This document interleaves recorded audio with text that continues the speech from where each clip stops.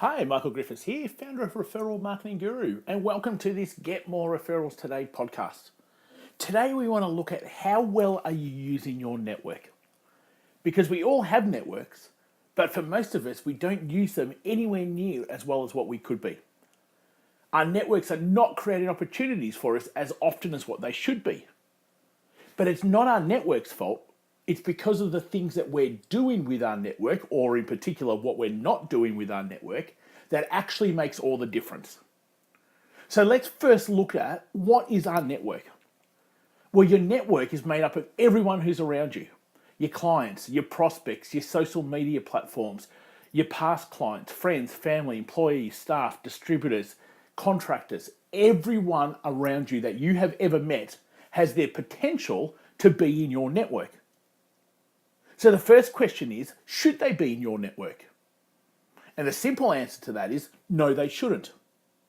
See, we only want our networks to be made up of certain types of people. People that we can sell to, people that we can partner with, people that can open doors for us, and people who are there to support us. So I tend to want to have 90% of my network made up of people who can buy from us, people who we can partner with, and people who can open doors for us. And then 10% of my network made up of support people. People you go to when you're in trouble, when there's a crisis, when you need help. But for most of us, our networks are made up of just about everyone and anyone as long as they wanted to be there. And the problem that poses is when you then go to speak to your network, you don't have people who are interested in what you have to say. When you have the wrong network and you go to ask your network, can they help you? You don't have the right people to be able to help you. So if you don't have the right network to begin with, it makes it very hard for you to do any of the other activities that we talk about and that we go through. So growing your networks with the right sorts of people has to be where you start.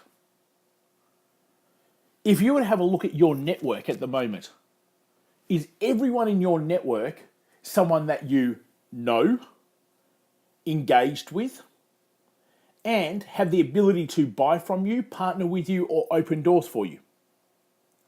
And if your answer to that is no, and they're not part of your support network, my question then is, why are they there? What are they actually doing, adding value to you in that network? Now, your network is always going to evolve. It's always going to change. But you've always got to be concentrating on, do I actually have the right sorts of networks? So therefore, am I speaking to the right sorts of people? Am I going to the right sorts of events? And am I adding the right sorts of people, online or offline, into that network of mine? And if you're not sorting that out to start with, then you probably end up with the wrong network.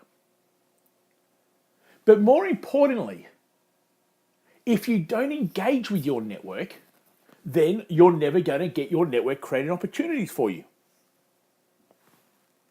So recently, I was listening to a person who was going, oh, we're doing so well on LinkedIn. We've got all of these connections. I went, fantastic. And how are you going talking at them? How are you going creating conversations, engaging with them? And they stared with a blank look, and it was like I was speaking a different language. See, if you're not engaging with your networks, then you can't create opportunities with them. And that doesn't mean just sending out a newsletter once every 30 days. That's not engaging with them. How can you actually engage to create opportunities with your networks? To be able to help them, to be able to bring them into a hub of yours, to be able to connect them with the rest of your networks. See, all of this starts with the way that you think. When you're focused on how do I engage, how do I help other people, how do I bring people together, then you have everyone else wanting to do that for you too. Sometimes we try to get from stepping stone A to stepping stone D by missing B and C. It's sort of the world that we live in. A little bit impatient, instant gratification. We want things done yesterday. So therefore we tend to skip certain stepping stones. You've got to be thinking, what are the stepping stones to get the outcome that I want?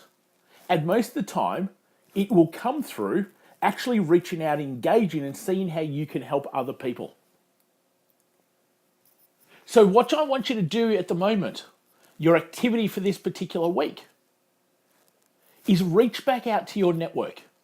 Doesn't matter whether it's by phone, text message, email, social media message. It can be any one of them. But reach back out to your network and find out how they're going. Find out if you can help them. Find out if there's anything that you can do to be a resource for them. The more people you reach out to try to help, the more people will be willing to help you in return. So the mistake I see all the time when using your networks is we don't talk to people and then all of a sudden we need them to do something for us. So then we send them a message saying, hey, would you mind doing this for us? Well, more than likely the answer is going to be no. Rather than, even if you haven't spoken to them for a little while, rather than just asking straight away for what you want, how about you turn it around and say, hey, haven't spoken to you for ages, thought I'd just reach out and say hello. Is there anything I can do for you? Because 99% of the time, you'll always be asked, hey, well, is there anything I can do for you? And now you've got permission to be able to share that, to be able to get them to be able to help you. So let's change our mindset from I want people to help me to how can I help more people? Because the more people you help, the more people who will want to help you at the same time. So right now in your network, you've got plenty of people who can be doing things for you, who could be helping you, who could be opening doors. But none of that can happen unless you create conversations with those people. And that's how you can start using your networks more effectively. Hey, I hope that's been super helpful. Your task for this particular week is look at your networks and find 10, 20, 30 people that you can re-engage with and see how you might be able to help them. And that's the simple task for the week. If this is the first time that you've come and joined us, welcome. You can always find great resources over at referralmarketingguru.com.au/resources.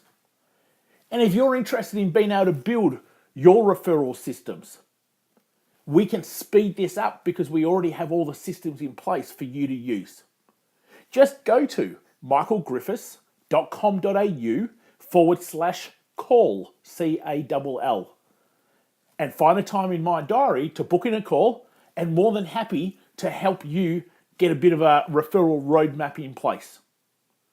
So we've got our resources over at referralmarketingguru.com.au/resources. And if you'd like a bit of a referral roadmap in place, go to michaelgriffiths.com.au/call. Till next time, take care. Hope you've enjoyed the Get More Referrals Today podcast, and I'll speak to you real soon.